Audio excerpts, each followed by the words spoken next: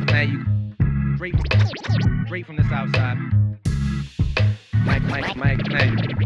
I'm just so happy to be here right now. The Real Rap Podcast.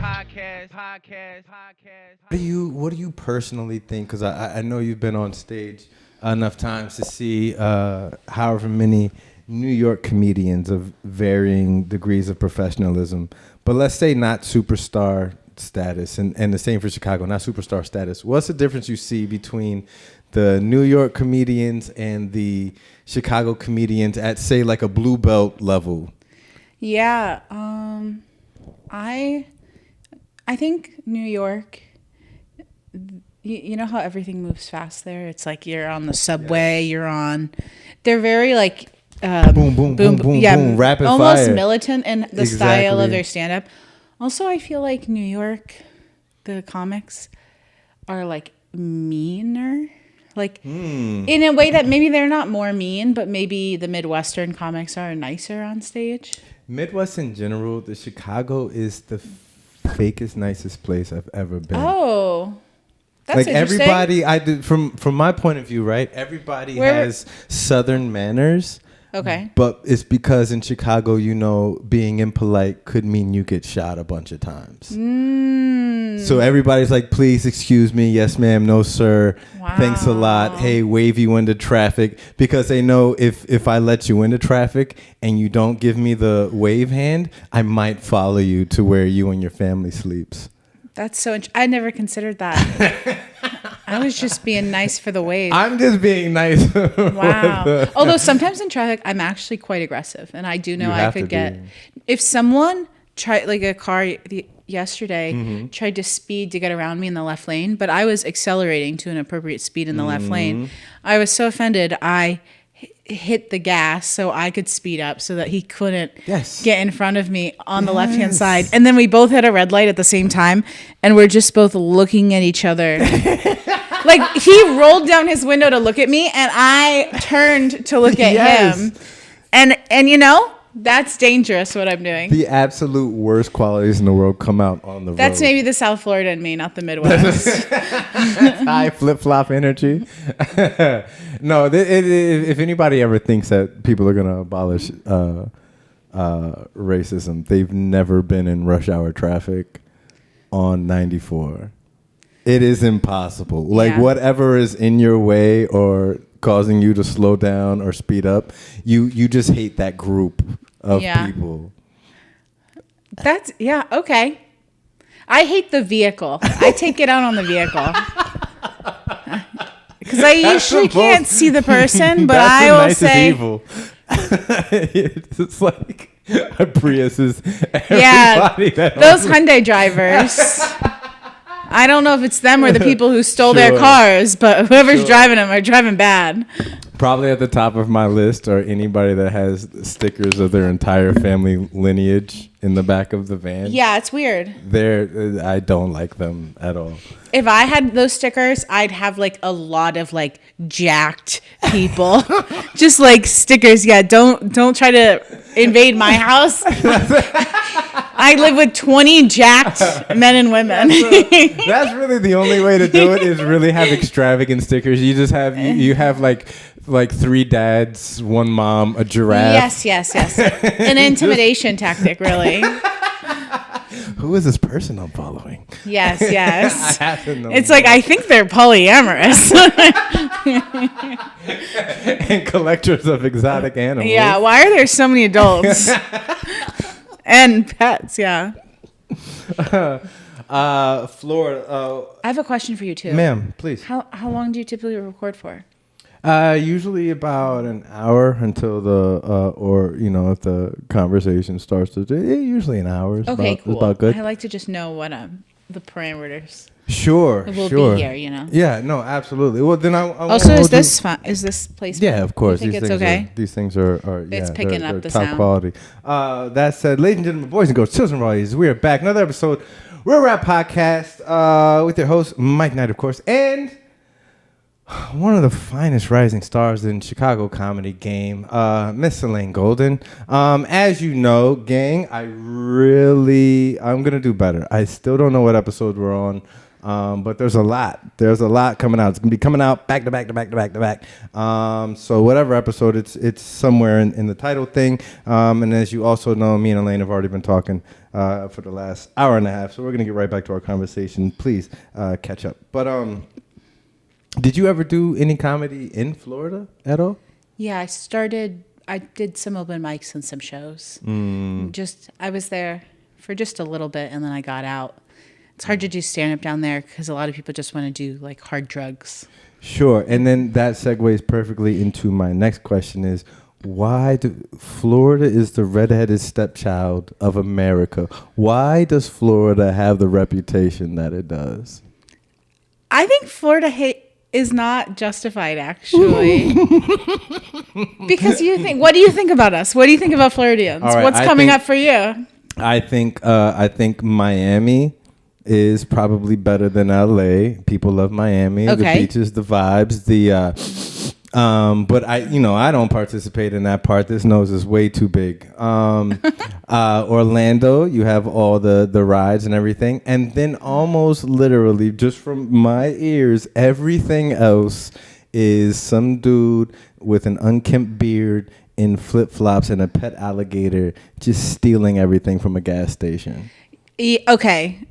I feel like that's generally a fair assessment, but I want you to know the guy who's stealing the alligator. Yeah. Do you know why you even know about that guy in Florida? How come? It's because when someone gets arrested for doing something like that in Florida, their crime, it gets into a database. Journalists have immediate access to it. It's not like that in other states. Oh, wow. The crazy stuff is happening. You go in between any city in Illinois, and the same stuff, not with alligators, but with other animals, is happening there. So Florida doesn't deserve its reputation. No, we're not crazier. We're oversharers. Oh, okay. So it's the same family business that everybody has. It's just y'all's family. You live in a see-through house. Yes, exactly. God. You know how I know, too? I went and I visited a friend in Louisiana. Yeah. And I was watching the news while I was there. Yeah. And they had a story, it was a couple years back, about this woman who went to a petting zoo and she bit a camel. And Louisiana kept that to themselves.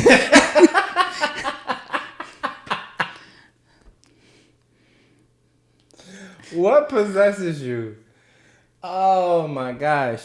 Whenever I hear stories like that, or just things in general, and people are like, I don't get it. Why would Kanye run on the stage while what's her name was collecting her award and do that and take that shining moment from y'all don't remember? Yeah. Like while he was on the red carpet, he drank 3/4 a fifth of Hennessy. Like a lot of these stories that sound ridiculous and impossible to understand Monday morning cold sober. It's like just sprinkle some drugs and some alcohol. Exactly. Yeah. And everything just makes a little bit more sense. Do you still go back to Florida?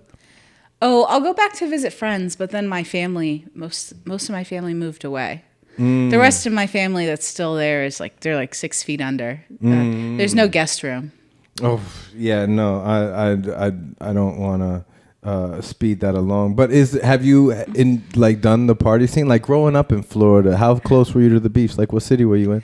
I lived in Davie, Pembroke Pines area. I lived it was about 25 minutes from the water. So I was but it was a straight shot. So I lived kind of west.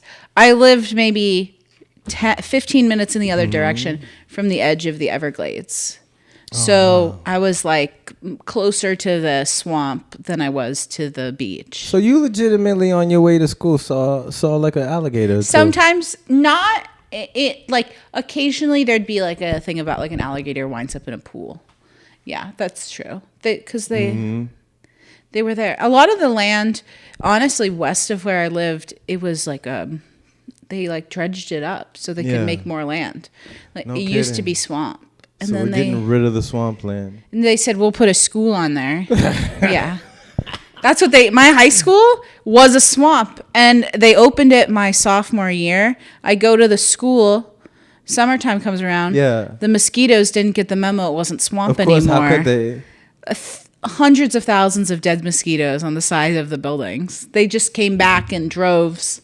They came back from their from their wherever winter they vacation, were. I don't know. Whew, finally back home, and then it was just a building. Yeah, they died of heartbreak. They got. Yeah, the building got them. There's not supposed to be buildings there. They got duped. That gives me like Pet Cemetery vibes. I would have a hard time going into a building that was built on a swamp, right? It was honestly just disgusting, this mosquito situation.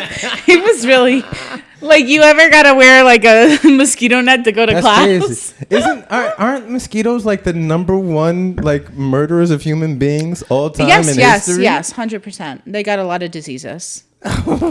Yeah, when Zika was going around, listen. Yeah. Protect yourself and don't get pregnant. Protect yourself at all times. And look, by the time you realize it happened, it's too late. Yeah.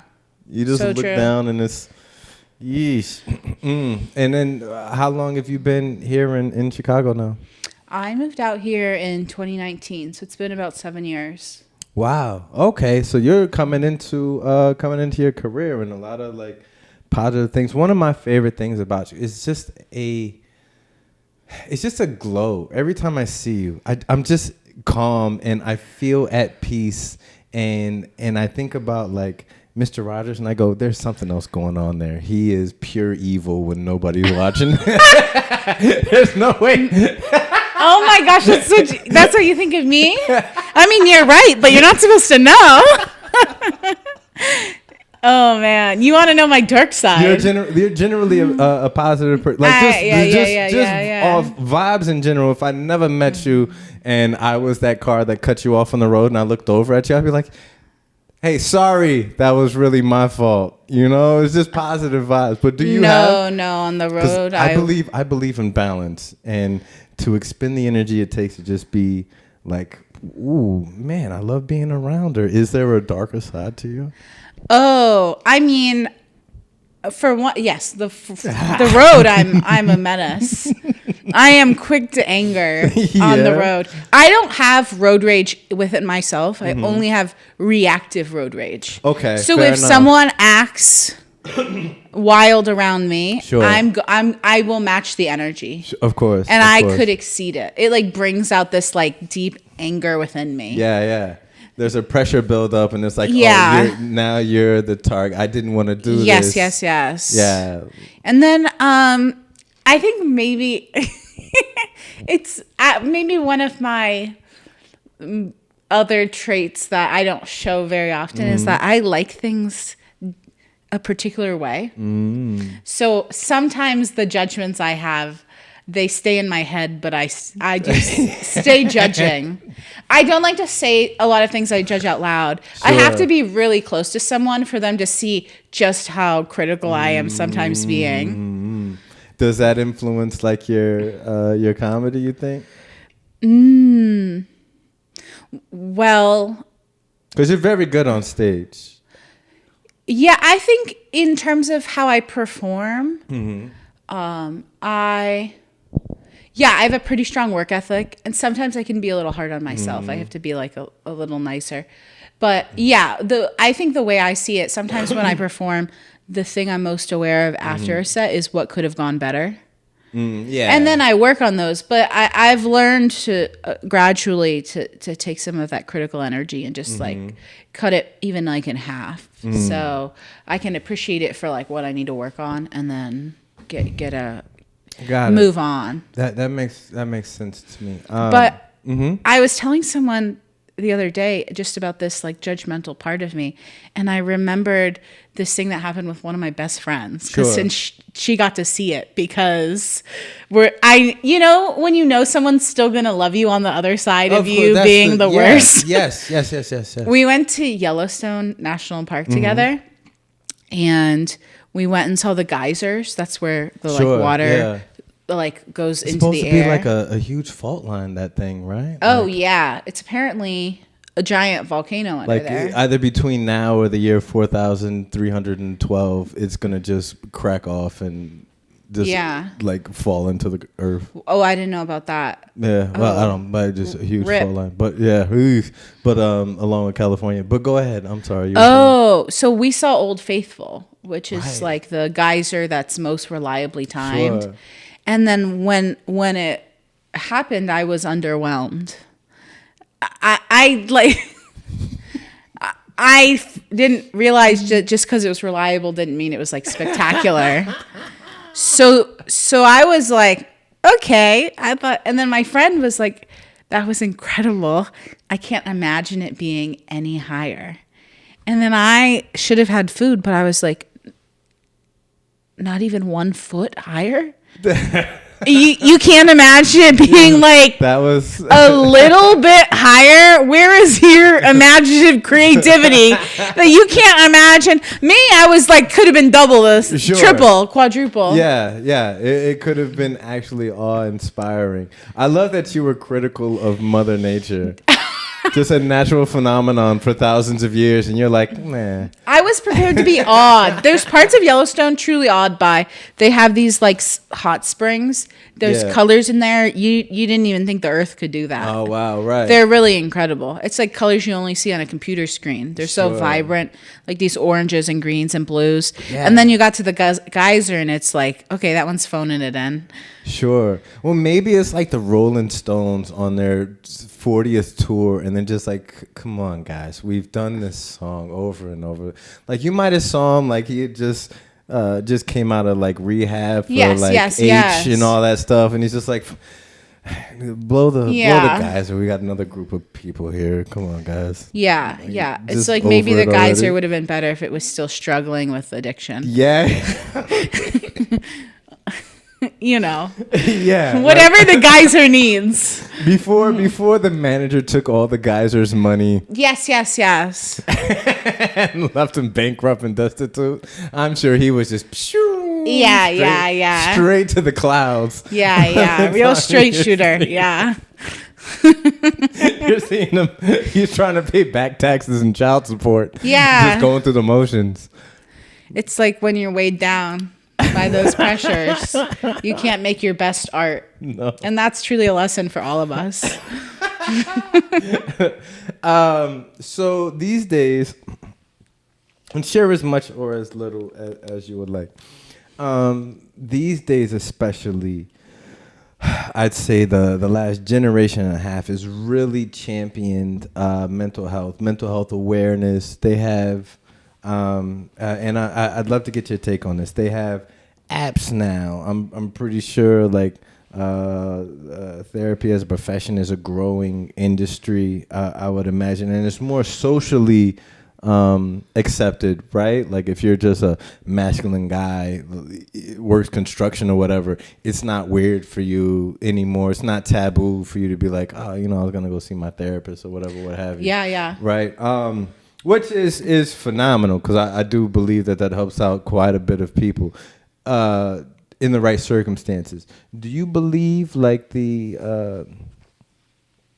proliferation of mental awareness is actually making people better? Is it keeping a baseline? Because with all the social media and everything right now, they're saying the negative sides of social media is driving a lot of bad numbers up. Oh. Am I? Have you heard similar things? Like people, the prevalence of social media is making people's mental health worse. Insecurities, the need for some people's desires for cosmetic surgery, men and women, and the whole nine. They try and keep up with the Joneses, right? And it's like, okay, that number's going up, but mental health awareness and treatment is also going up. It feels like I'm missing something in here. Oh, I mean, I have a bit of an economics background. So for me, when I see stuff like this, I'm like, oh, we have competing trends. There's also this idea that, like, well, for one, you think maybe mental health issues are on the rise, even though there's so many more resources. Is that it's either that, or it's also the point you made earlier about Florida. Like it's the reporting on it. The reporting on it is more in your face, but perhaps like, but they say the numbers are going up. They say the numbers are going up. Yeah. It's tough because I feel like the more resources people have. Have you ever been to therapy? I'd love to know. So I was a bit of a troubled kid. Okay. Growing up, so when like in like grade school, I was sent to therapy for X amount of time to help. Did they call you a troubled kid, or is that what you were walking around saying? I was diagnosed as a trouble. I was diagnosed ADD before it was cool. Oh, okay, nice. Like back in the like 80s, you know what I mean? I'm not diagnosed, but I'm prepared to get diagnosed to make it uncool. Like now, you want to bring the trend down? I can't sit still. I'm only interested if it's interesting. I haven't filed my taxes in 4 years. I'm sorry, IRS.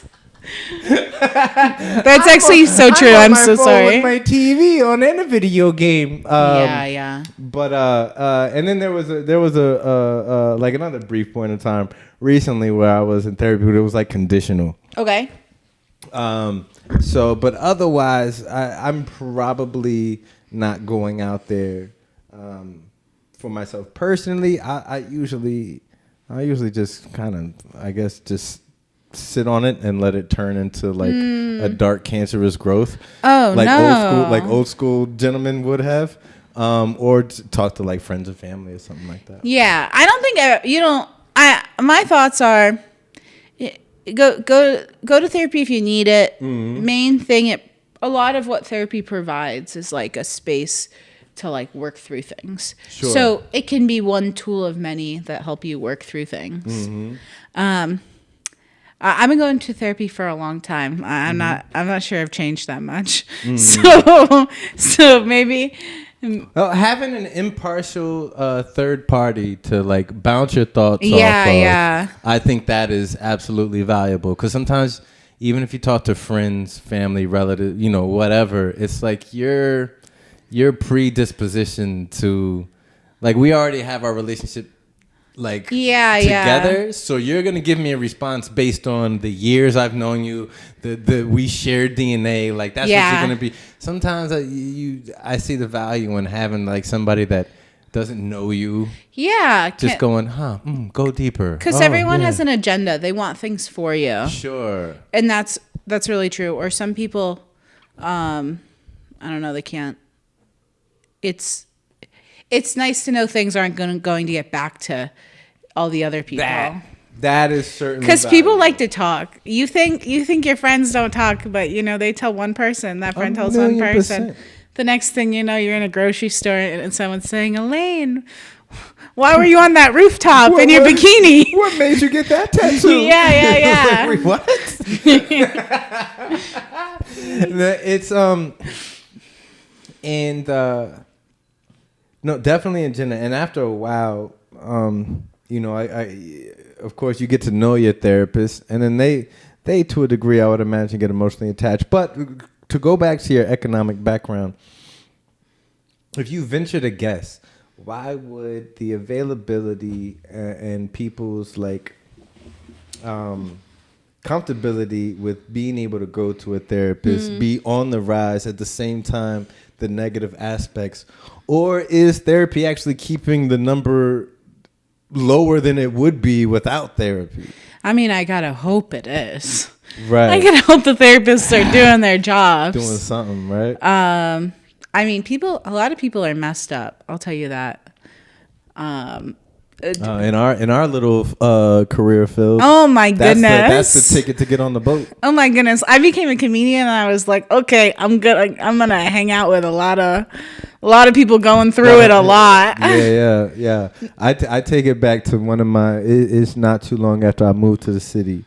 I'm at a mic. I might have talked about it before on the show a long time ago. And this young lady goes up to the mic, grabs a microphone. This is a late night, like a Monday, Tuesday mic. It's late listing. It's the other 7 people in there that aren't gonna laugh. And young lady gets up there, grabs a microphone stand, but she's not saying a word, puts it to the side, comes back to the center of the stage, which is just the open floor next to the bar, sits Indian style, which I don't know if I'm allowed to say that anymore, but I did. And then just starts talking we about... We say crisscross applesauce. Sitting crisscross apple... I'm kidding. Legs akimbo. Yeah. And she sits there and then just starts to tell us who may or may have not groped and grabbed her growing up. Not a premise a punchline or a tag in sight. Yeah. She just here you guys go. And that woman was me. Thanks for bringing me back, Mike. You should hear that joke now. Yeah, it's gotten a lot tighter. It's our close. It's my closer. Sure is.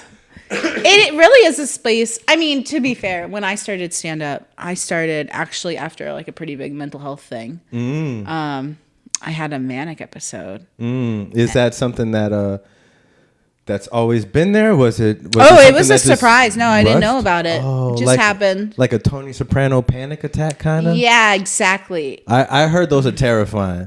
Like you feel like it's the big one. Yeah, it was pretty bad. Wow. Well, my thing was, okay, I have to tell you, if you're going to have a mental health crisis, I think the worst time to do it has probably been November of 2016. When Trump was elected for the first time, because that's when I decided to do it. Related? Yeah, I was really affected by the election. I was supposed to work for the government. I was supposed to be a diplomat. Yeah. No kidding. Yeah, I was in this program with the State Department. Major. Yeah, I was supposed to be an economic diplomat For the other side. for the U.S. State Department. Wow, I don't know which side. Yeah, okay. Or U.S. State Department. Okay, Yeah, for the U.S. government. Wow. So then when Trump was elected, I mean, it was a lot of things, but that was, I think, that was probably like the last straw for whatever was happening. I was in my early 20s. That's like when that stuff happens. And I still thought you were in your early 20s. I'm listening though. I'm not, but thank you. And, but then I don't know how people around you were, but people around me were like, oh my God. Like people around me were pretty upset. Like, I was working at the Hancock building downtown off Michigan at the time. And the day of the election, I was at work and I walk out and mentally you could see the Hancock building and where the Trump building is. Yeah. A line 5 people thick from there all the way past the Hancock, which is a stone's throw from Lakeshore Drive. Yeah. It's stretched. And it's just people pissed off, just walking up to the thing. I just want to get home. I'm trying to. People were hot under the collar that day. Yes. For sure. And I felt like that was happening for like weeks. So everyone was kind of like that. And then when I started to get worse and worse, I stopped sleeping. I started talking fast. Kidding. I got a little, I know it's hard to tell because I'm like, I seem so tethered to this reality. It turns out I would give anything to interview Mr. Rogers right after you and be like, now you see she came clean. What's your other side, buddy? Yes. I think it would be really fun to do a show because I wasn't sleeping, which is a part of the problem with mania. So I was messaging so many people. Of course. So I have all of these messages with so many people. Like I messaged a minister. She thought I was just newly religious. Oh wow. Like a minister I knew, not like a I wouldn't go to like a minister I didn't know. Blasting, No. But then people thought I was just taking the election really badly, which I was, but it turns out also.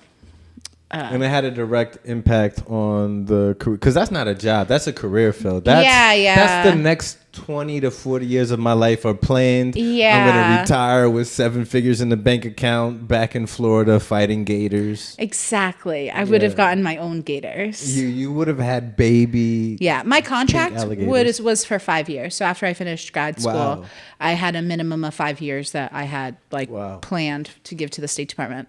But no, because of that, I had to wait like a year, and I got on medicine, to bring me back to this dimension, and it's a fine enough one. And if you don't mind my asking, are you still on certain? Oh yeah. Yeah.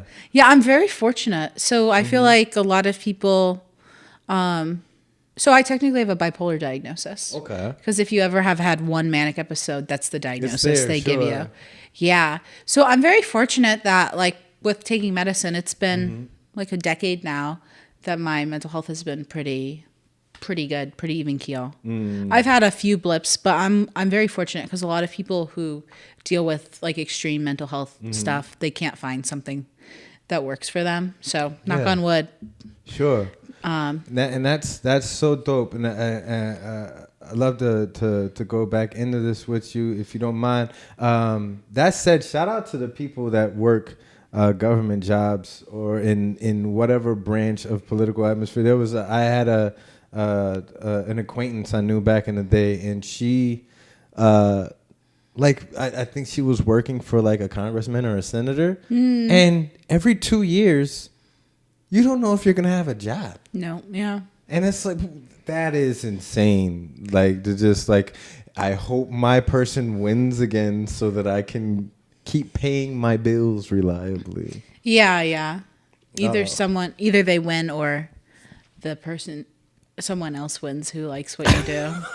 Who's the opposite? Yeah, you really got to be a gambler if you're going to work with an elected official. That is a high stress career. Now, so gambling's not just for the casinos. You could do it for your job too. You could do it with a lot of your life, and that's actually, I was talking about it on Christian Henningsmeyer's pod not too long ago. It's scary how accessible gambling is these days.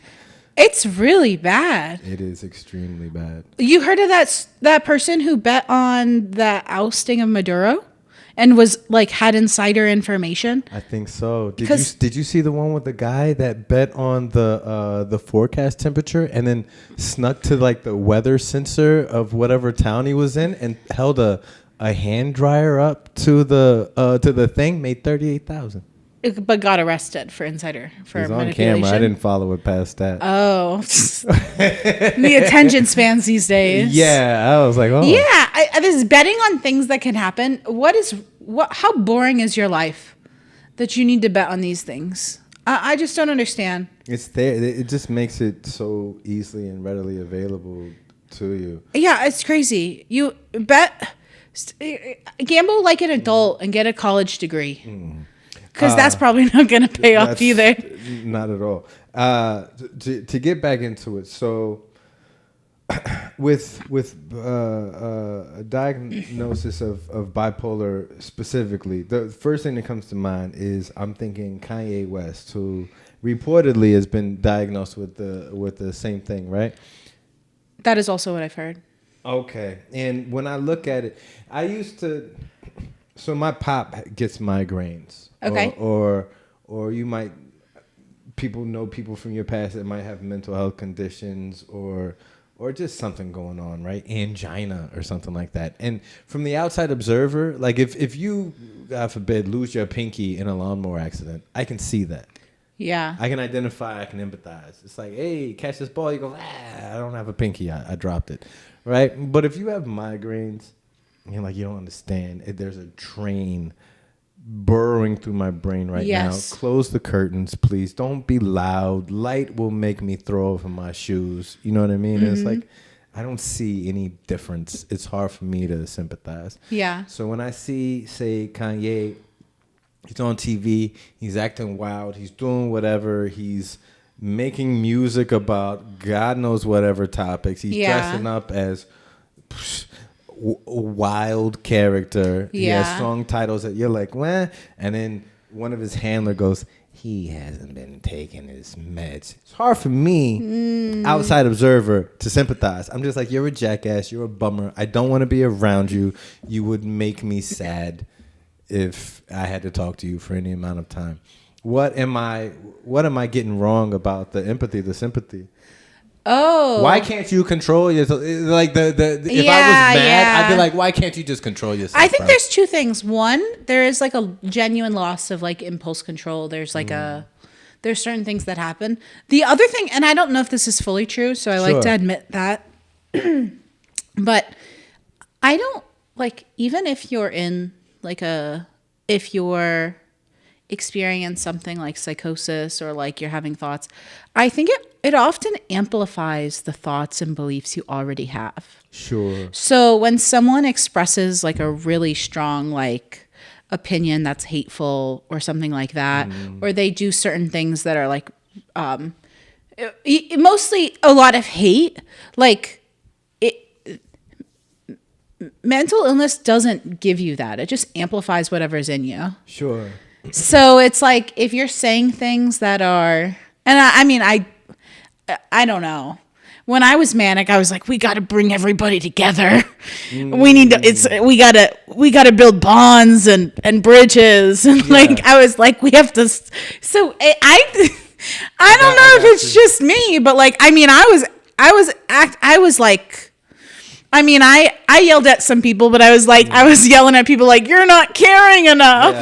Yeah. So it's sort of like, you're seeing an amplified version of things that the seeds are already there in the person. So I do think even if someone has a mental illness, if they're saying hateful things or hurtful things or unkind things, that that's not the illness. It kind of sounds like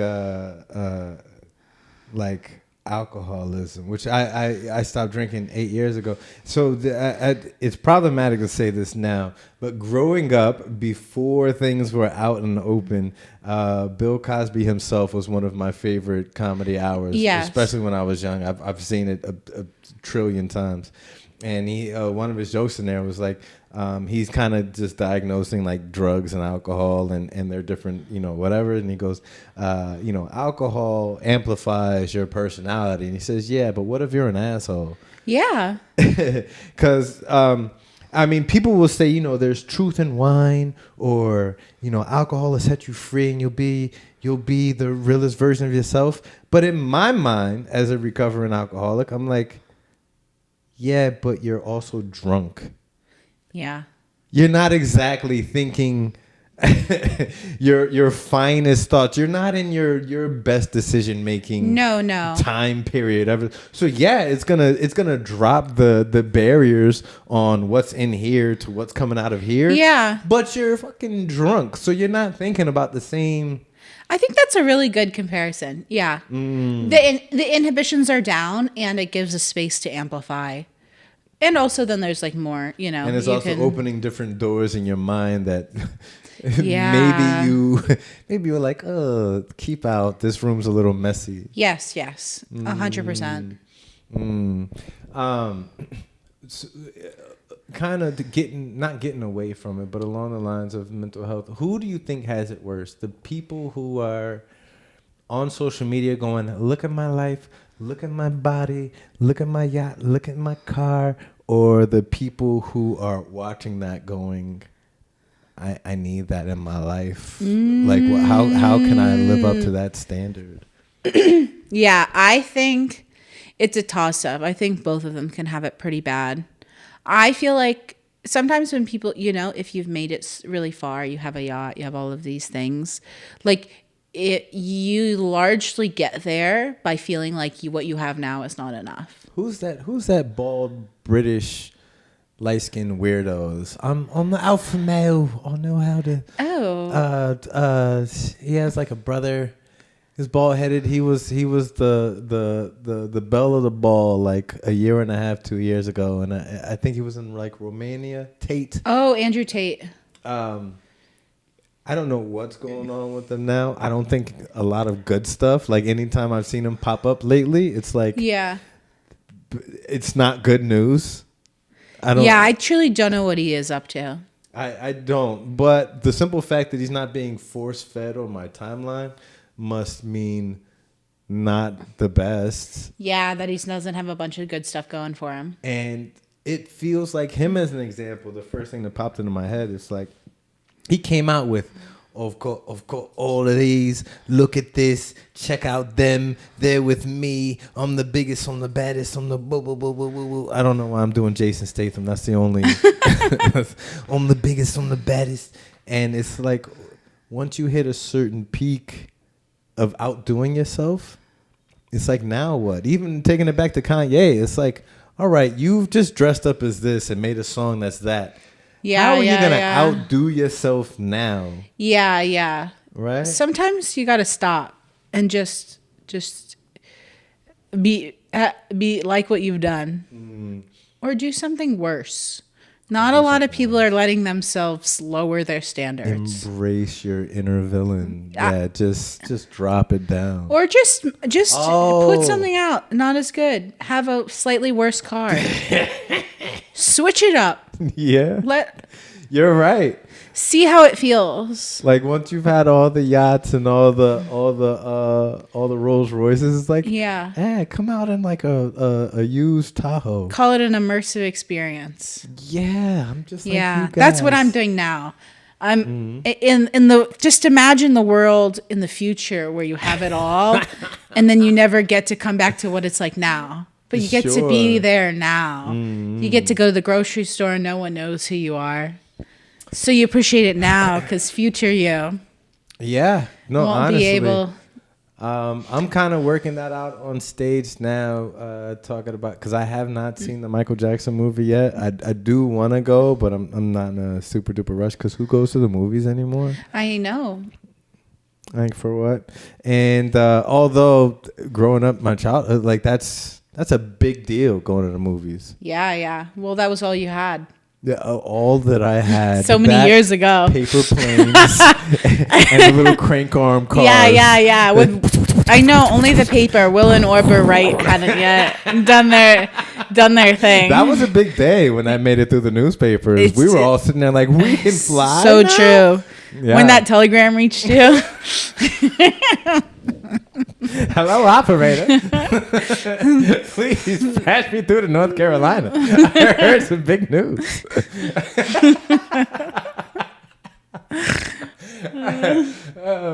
But do you think, what's the percentage of people who are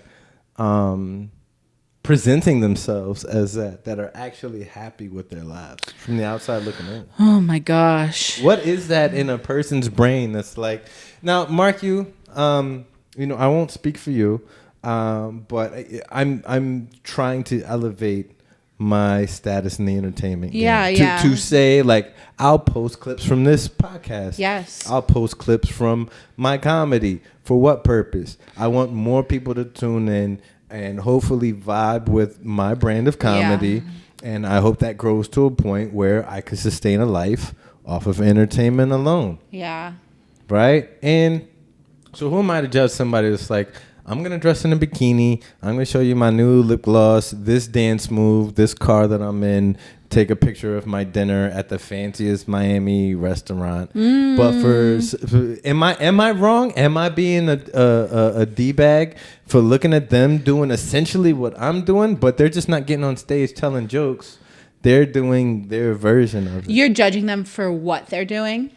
Is that what it's coming up? Or you're judging them for what they have? Not what they're doing, how they're doing it. What they have that you don't have.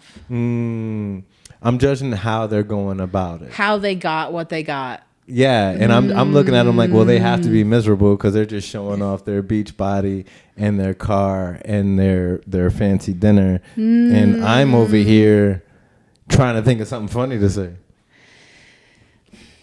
I feel like I feel like when I think about judging other people, it's like, what is it saying about me and what I want? Sure. Okay. So when I hear you judging them, like what I hear, can I like psychoanalyze you I'm for a second? all this out. Go ahead. Okay, great. What I hear in that is like, oh, you're judging them for doing something that is like maybe easier than the path you have taken. Or it's like, so maybe you're a person who believes, no, if you're going to get famous, you have to work really hard.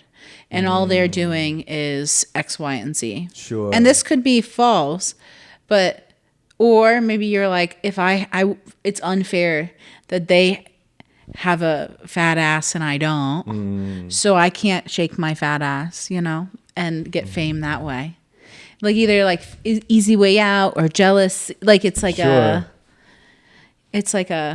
don't know. Sometimes I wonder, I'm like, oh, I guess maybe I could get famous faster if I sexyified it up. Everybody knows the tone game. The toe game is popping. What? Yeah, like you just apparently, last I heard, if you're a young lady, you just take a picture of your toes, millions just roll in. Oh. That's the news that was reported to me. Oh, how do they know they're lady toes? Why can't you get your feet in the game? I think like the ashy knuckles and the hair in between the digits is kind of a dead giveaway. But maybe that's somebody's thing. I don't know. Yeah. I mean, there's also lotion and razors. So if you have toes, I think your feet are small, are the same size as mine. What size are your feet? I have Do you have small feet? I have monstrably small, fat Flintstone feet. What size of shoe do you wear? Ridiculously itty bitty hands. What size shoe do you wear? I wear. That's none of your damn business. No, tell me. I think. And I'd please you to stay out of my personal affairs. I just want to know if we have. Everybody knows this about me. I just noticed right now. This is what has stopped me from being an do you athlete have? my entire Wait, life. do you have a 9.5? 10.5. A men's? Yeah. Oh, okay. I'm 9.5 in men's. That's not that small. Okay. Well, I like to let now people you're patronizing me, which I'll take. No, I like to. Just being brutal. I like to let people know I'm a 9.5 in men's because I wear Air Jordans and I'm looking for someone I can share a shoe collection with. You were a little. You'd be sloshing around, but not uncomfortably so. Oh, no. I think I need nice Mike collection. I could Cinderella sisters it up. I think I need a proper 9.5, but I appreciate your fair enough. If you know, yeah. I feel like I have to mention it because sometimes I think people think I'm only into women, but I like both.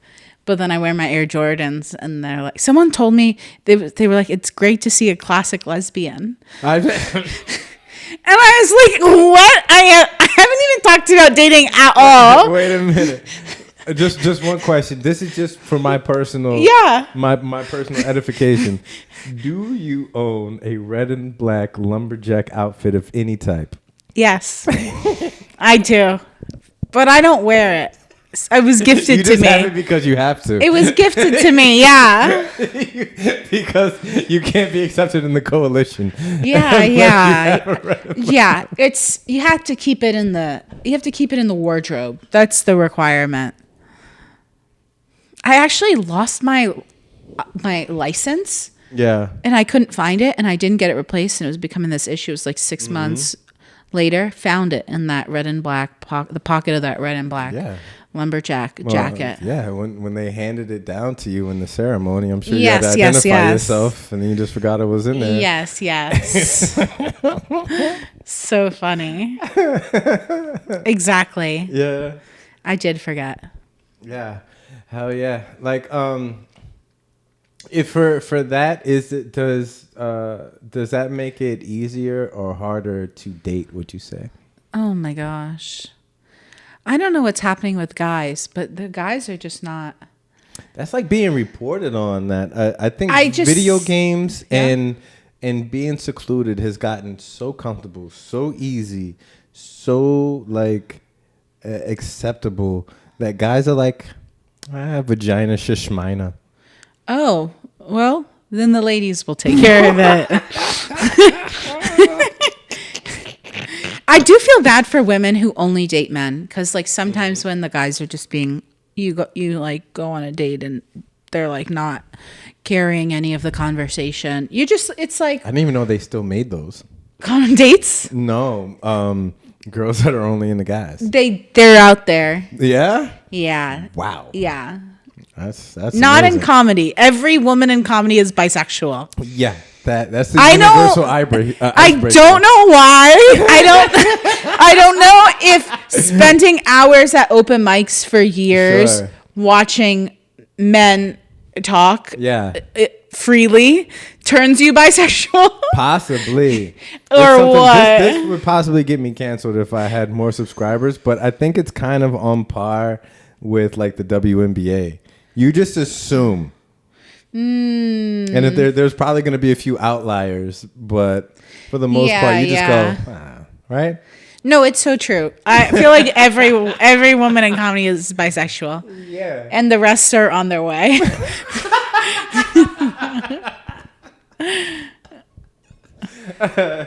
Hell yeah. You said it makes it harder for dating? Does... Oh, I think it's fine. I have more options. Absolutely. Because it's literally the entire world. Yeah. No, well, yeah. Yeah. I see what you're saying. With certain parameters. Yeah. I'm assuming, of course. Does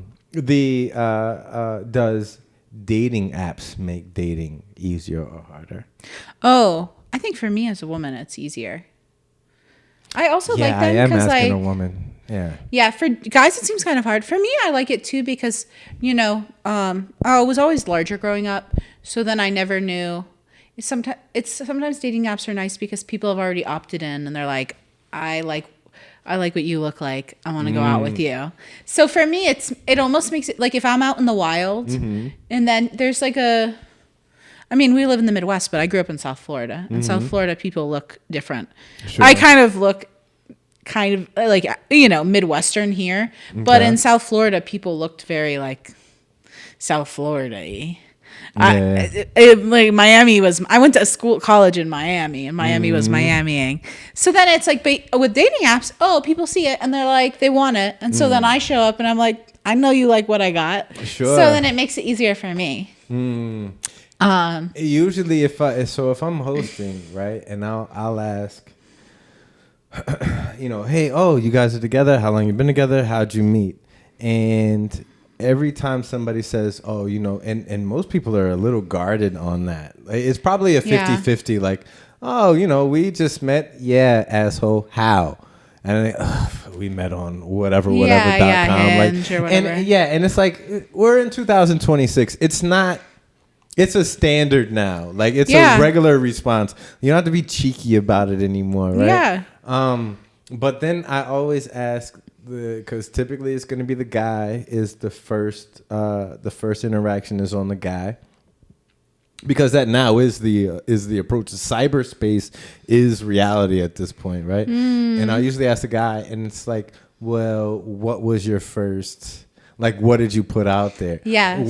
What has been effective when a man or woman is approaching you? What's the first message that makes you go? Because I assume a certain amount is just, hey, what up? Yo, or hey, take a look at this picture. But wait, I got such a nice first message the other day. Do you want to hear it? Wait, it was actually so nice. I don't know if it's gonna. That's so funny. Imagine if I end up meeting this guy, I'll show him this podcast. 10 years, you're gonna look back on this episode and go, "Oh, she was talking about me." This was a good first message. I really liked it. He said, "Your bio really speaks to me. I feel like we're on the same wavelength." And simple to the point, congratulatory without, hey, it doesn't have any sexual undertones. No, which I like. Sure, but it gets there. I like it. It's in the pocket. Yeah, it was really good. Yeah. And I thoughtfully curated my bio. You want to hear my bio? Sure. I more than I want my next hot meal. Okay, great. Okay, this is my bio. I think it's pretty good. And then people are raving about it. Wait, I'm like 80 right now. I can't even get to it. I'm cracking under the pressure. By the way, have you responded back to this tactful gentleman? Yes. Ooh. You want to know what I said? Yeah, I mean, duh. Wait, okay, let's do that first. I said, I agree. We should find some time and make it happen. Oh, wait, no, that was my second reply. Wow. I was about to say, that really worked. No. Let's meet immediately. I said, hey, and then his name, exclamation mark, smiley face. I think we should meet, test the hypothesis.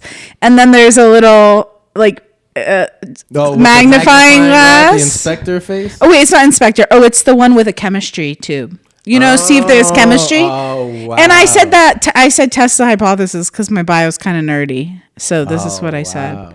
Okay. Did you hear that? That response got an immediate prompt to let's meet up. Huh? Oh, but my thing is, I will chat, but I cannot vibe with anyone. It is How are you going to get to know someone? No, let's grab a coffee. There's no context. Let's in texting. Let's go for a walk by the lake, not in like a forest preserve, but a public area. Well, let's meet and see if we vibe. Yeah. I don't want to hear your life story and then meet you and then we don't vibe at all. Yeah. I'm not That's a waste of my time. If you don't know somebody's temperament or their personality, there's very little context in text messages. Yeah, I also think planning to meet with someone shows you also who they are. I notice a lot too, what's the give and take of like who's doing the planning, who's picking the location, who's asking questions. I once was talking to someone, this is when I was like, every once in a while I just change my settings to only women because the guys just can't keep the ball. Most of the, I don't talk about dating stuff a lot in my stand-up, but if I did, most of my stories about guys because they drop the ball a lot. But I was talking to this guy and he was asking me no questions about me. And then at one point I was like, okay, I'm out. But I think you should I like to let them know so that maybe they work on it for the next person. So I said, hey, I'm going to unmatch with you. And you give notes. Because you didn't. I said, I'm going to unmatch with you because you haven't asked me any questions about myself. Sure. And then he sent a message like pleading for another shot and sent like 8 questions and then I unmatched. Cause I didn't want it to seem like it wasn't like I was trying to coax out questions. Sure. It was genuinely me trying to be like, oh, this is actually not the type of communication I'm looking for. Yeah. And then you let people go. No, I get it wholeheartedly. And bro, who she was just talking about, if you happen to stumble across this, you had a chance and you blew 2 of them. First chance, ask her the questions. Don't be a douche and be in your own thing. Get to know somebody. Second, you could have walked away with some dignity. But then you went to begging and got unmatched. And now I didn't mind the begging, if I'm being honest. I mean, of course. But it wasn't going to work. Yeah, no. Ew, bro. Do better. That's funny. Yeah, but all right, to get back to your bio. Oh, yeah, I thought you forgot. I was going to move past it. I realized it was vulnerable. Because what I like to do is ask engaging questions. Oh, thanks. I said, smart and silly person looking for playful connections with open communication. The next line says, looking for love or at least compelling lust. Compelling lust. That's a good bar. And then the last line says, intellectual sweetie seeking same. Yes. I love that. Short, sweet, to the point, and it does have some sexual undertones. It does, because I'm trying to fuck. Yeah, because you gotta have a carrot at the end of the stick a little bit. Well, for me, it's like I'm not no one night stands. I'm not interested in that at all. Yeah. But if we want to like go out, see if we vibe, date, have a nice time. Yeah. And then if it turns into something more like serious, great. I think that's wonderful. Yeah, of course. Like I'm trying to wife somebody up if they're out there, you know what I mean? So, but yeah, so those are my thoughts. Well, my last question on this topic would be, how do you approach or how do women approach you? Oh. That is different than the way guys do it. Yeah. I feel like because now you're in potentially the same game as a guy. So if you see, ooh, I like those curves and that face, that smile, let me slide in her DMs. Yeah, I'll do that. What is your approach? Oh, I try to like ask something about something that they said they're interested in, or give like a compliment that not about their. I'm not like a hyper. I'm not like don't want to sexualize someone quick. But if they've like done something, if I like their style or if I like their hair looks cool, I'll like compliment them on that. And this is again where dating apps makes it easier, because sometimes with women, if you're in the wild, if you compliment them on something, they don't know if you're hitting on them or not. Because you do have to this is where I sometimes get nervous with women. I don't know. It's like easier with guys, but more daunting with women. So sure. I understand the struggle, because you have to like say something. Well, with women, if one, you have to know they're queer or think they probably are, and then say something like flirty. I did flirt the other day with someone. Oh no, I wonder if they listened to this. Did they catch on?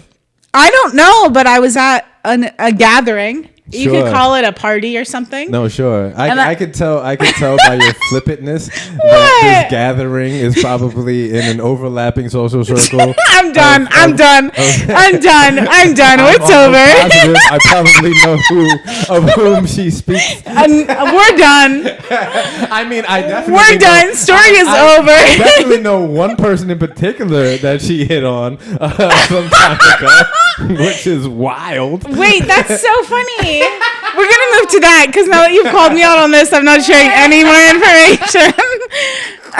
Yeah, I accidentally hit on your son. Yeah, I did that. I didn't know he was your son. I thought he was your friend. You both looked kind of the same age. Wow, he might be more hurt about that than I am. Low key, he should be. I thought he was older than he was. I thought he was like late 20s. I was wrong. Yeah, he's more than likely gonna see this. So. Oh man! But he thinks you're the bee's niece. That's cool. So funny. I did. That's so funny. Yeah. I stopped as soon as he said. I was like, "How do you know Mike?" And he was like, "He's my dad." I was out. Also, to be clear, this was an adult. This was like a 23-year-old. He's definitely an adult. This is a solid adult. No, certainly.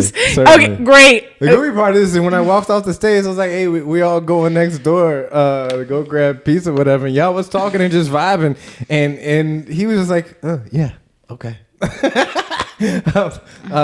All right, so you're just He did bring up his girlfriend at one point. We gotta stop talking about yours. No, definitely no. Yeah. So I'm out here. I stay out here. Yeah, trying to flirt. He's gonna be. I don't know if you're going Lollapalooza this year, but he's gonna be out here and he's hitting that up. So I'm not gonna be at Lolla unless someone buys me a ticket. But I don't know that much about music. I don't know. No. I don't know what happened. It's like what do you listen to in the car? That's a really good question. I have about 120 songs I listen to that I just go back to those. Oh, yeah. My playlist gets over abused. I have liked songs, and they're all different genres. So it runs a range, but there's no artist who, except Tracy Chapman, who's like canon I'm listening to. I'm not listening to a lot of albums.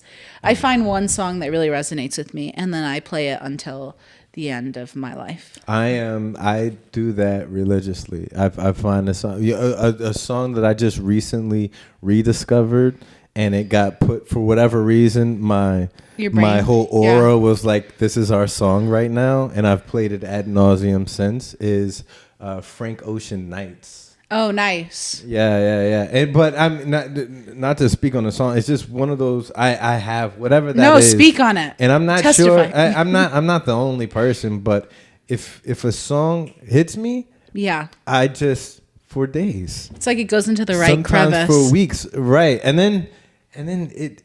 The weirdest part is I'll be listening to it for hours on end, days on end. It's just playing in the background, and I'll realize 2 weeks later, it's like I've been listening to this song nonstop, and I still don't know like all the words. Like I'm just lost. I'm just lost in it. You know what I mean? Mm-hmm. It's just like the background ambient noise. Yeah. For my life at this moment, whatever vibe is painting. That's why I'm always jealous as a comedian. I'm always jealous of musicians, and I'm ready to just tie like an anchor to the feet of any comedian / musicians because they're cheating, and just throw them off of a bridge. You again with this cheating or doing things. It is easy. Cheating. Cheating what?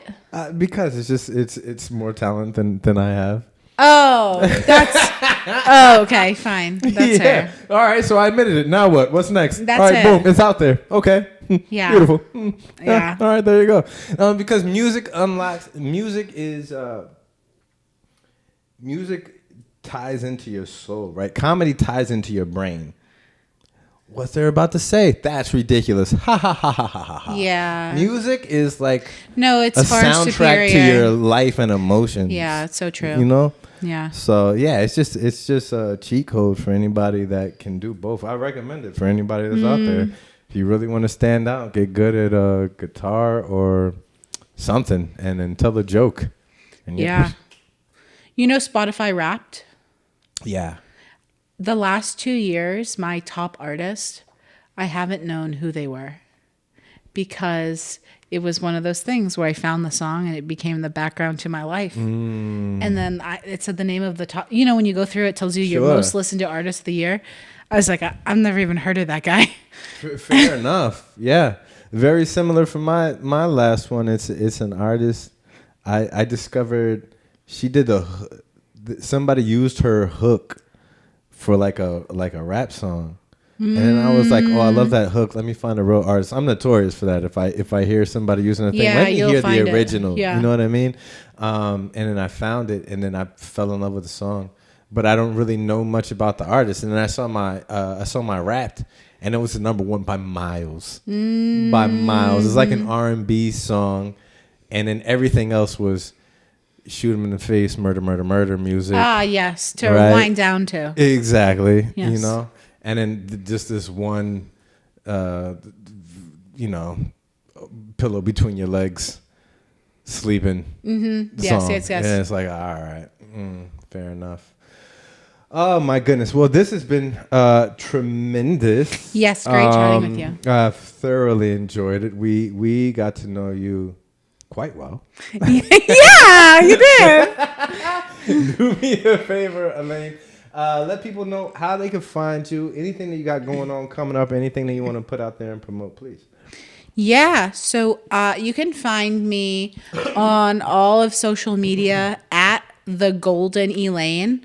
You can also go to my website, Elaine Golden Comedy. If you're obsessed with me and you want to join my mailing list, that's the place to do it. And if you also wear size 9.5 in men's or 11 in women's, and you want to share a shoe collection, you could just like slide in the DMs. Down to swap mics, Elaine is really dope individual, rising comic in the Chicago scene. She's going to be known by many of you in the very near future. Incredible personality in person. Mike Night, as you know, Real Rap Podcast, more in store, nonstop. This is going to be the summer of the Real Rap Podcast, so please, thank you for tuning in. Please keep on coming back. Make sure you check out Elaine Golden and all things golden. Elaine, Mike, Real Rap Podcast. Love you guys. Peace. Yay.